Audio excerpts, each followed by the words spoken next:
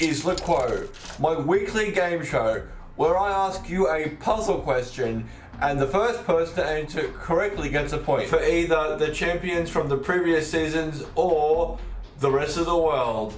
And if your team gets to 11 points first, then you get $10 for every point you contributed to that, plus an additional $100 for the overall winner. Let's get to last week's question. The question was this sentence, and if you can figure out the missing words, you then use the first letter of each word to spell another word. Josh Halworth said, Jim went for a shit on the water. He got a hole and went quite red. And this all happened in his brand new pants. Which means his word is sarap.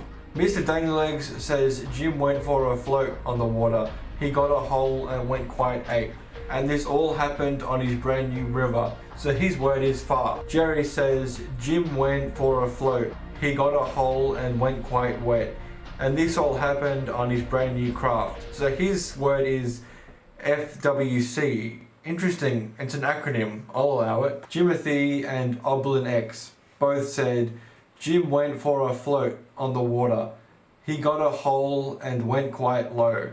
And this all happened on his brand new yacht. So their answer is fly, and the correct answer is fly. However, MrDanglyLegs was the first one to comment, and his answer is technically correct. Congratulations to you. This gives MrDanglyLegs his third win, which puts him in 12th place on my overall leaderboard and in first place for this season, alongside Keishi and Christopher Lord, bringing his total earnings to $63.33.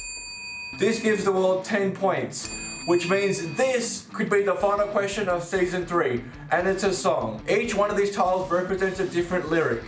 Will we have a 3-way tie, or can one of these guys snag a point this round and take the win for themselves, or will Jerry come back and join them for 4 winners? Find out next week on LUQOTW.